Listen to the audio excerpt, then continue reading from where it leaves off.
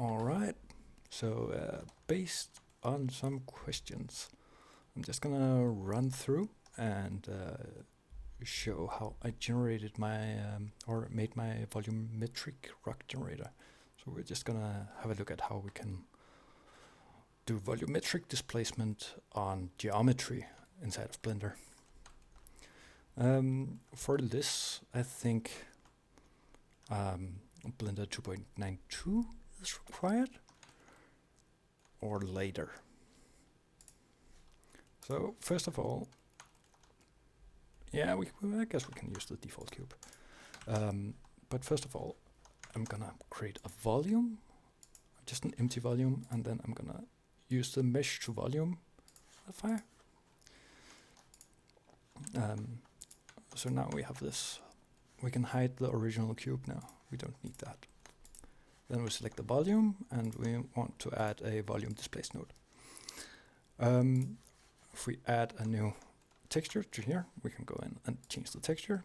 We want to, let's just grab some clouds. And so the thing is, when we're doing volumetric displacement, we don't just want this grayscale image, because a grayscale image will always just displace like at a 45-degree angle. So we want to change this to color, and when we change it to color, and we can increase the size to something like this, and then go back and increase the strength, so we get something like this. All right, now we can grab a new object, and then add a mesh to or a volume to mesh modifier, and pick our volume. So now we have this. We can enable smooth shading there, and the thing is, we can now go into our volume, and as we change our displacement here, you can see how it's volumetrically displacing the geometry. We can also go in and set this this texture mapping thing to look at a different object, so we can control it a little bit better. So I'm going to set that to object, add a new cube, and call this mapping. Move that to the side, and select our mapping object. So now I can randomly generate whatever mesh I want, right? All right, cool. We can increase the adaptivity if we want to get a little bit better or a little bit less topology, which is really nice when you if you want to add subdivisions afterwards, because if you do this without adaptivity, then it's going to be pretty slow. Let's just go and enable the wireframe. And as I increase the adaptivity, you can see it gets rid of a lot of the unnecessary polygons.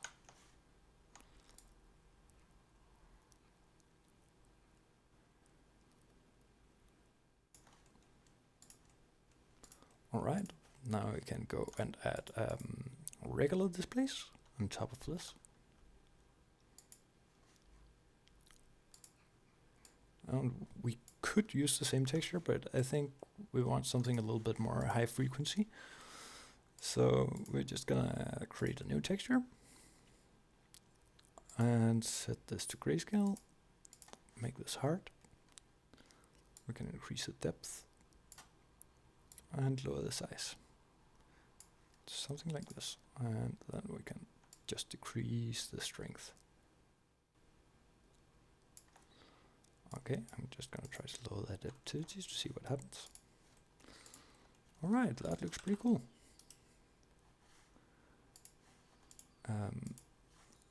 So the subdivision is making things pretty slow. Instead, we can just increase the voxel amount to get a little bit nicer displacement.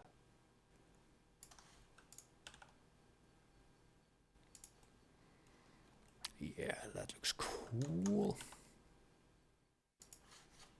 All right. We can also mess with the volume and have a look at what the other textures can do for us. So if we select like a Voronoi instead, we get a slightly different result.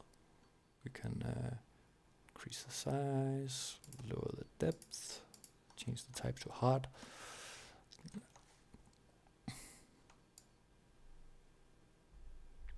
So you see how that is a little bit of a different sort of, there's more islands, like pieces of geometry when you switch to Voronoi, while if we just use the Blender original, you'll see that it's mostly one piece with a few that's hovering around. Let's go back to the Voronoi. Let's try an F2, see what happens. How about an F3?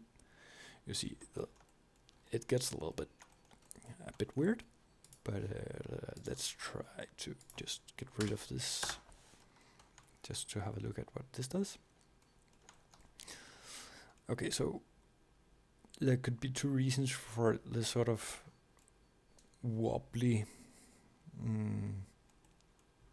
geometry. My first guess would be, so the two things that it could be is the voxel amount on either the volume or on the mesh. So let's try increasing the voxel amount on the volume, see if that helps. Okay, so it does. But it also gets really slow.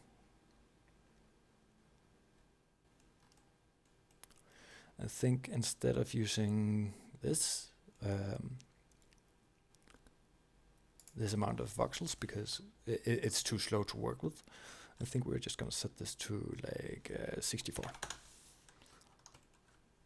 So now it's still pretty much real time.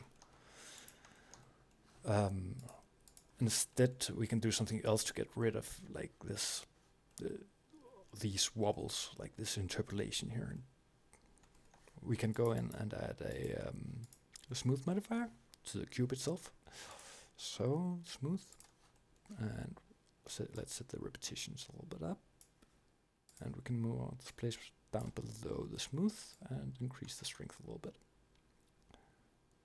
and lower the mid level so things are pushing out instead of pushing in.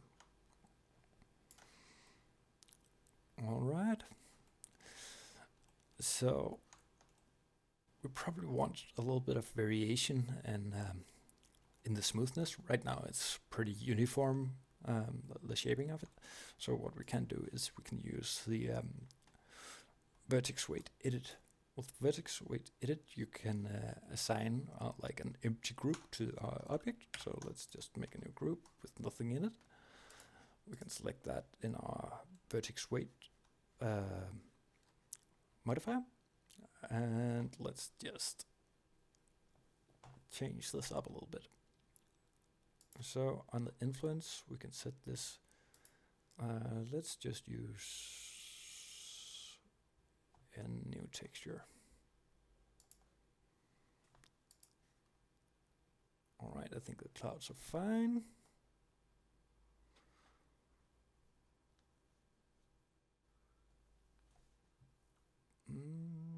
Maybe increase the size a little bit. Oh, that looks cool. Right.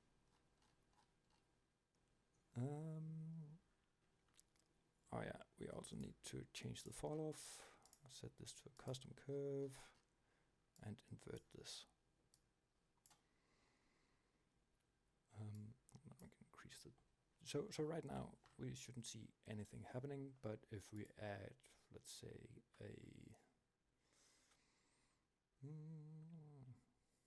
let's add another smooth modifier. Make sure it only smoothes the this group, and then we can increase the repetitions.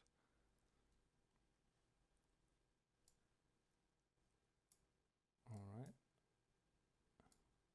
So as we mess with these thresholds, you can see how we're changing what the texture is affecting the mesh.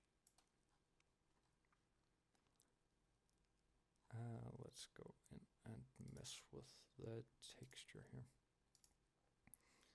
So we probably want a larger size. I'm gonna ramp it so we get higher contrast.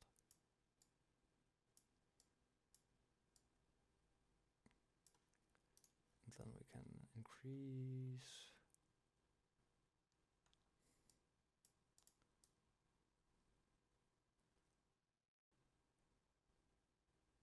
Oh yeah, so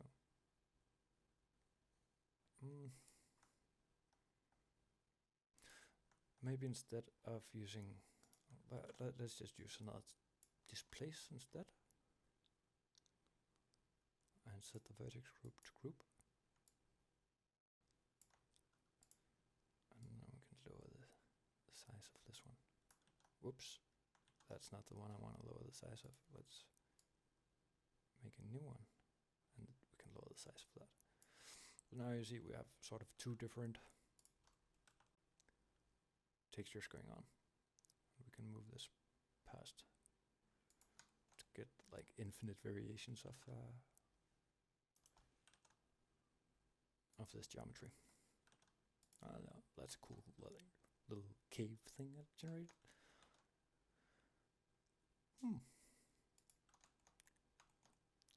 Right, let's cut this up.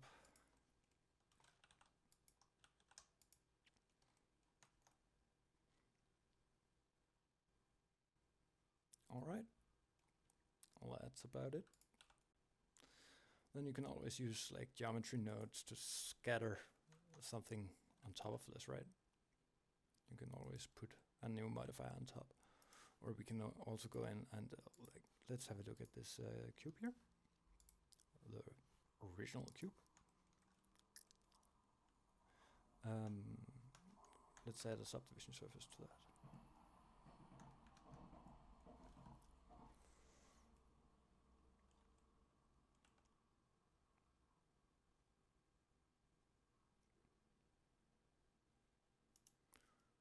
Okay, let's have a look at the volume again.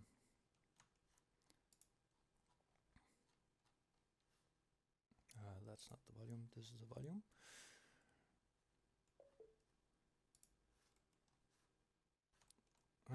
We can also stack our volume displacements and mess with our sample radius to, limit this to sort of the original area. And it'll like speed up a lot. Let's just make this a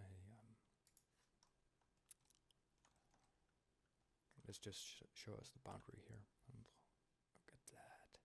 Ain't that cool? Yes, it is. All right.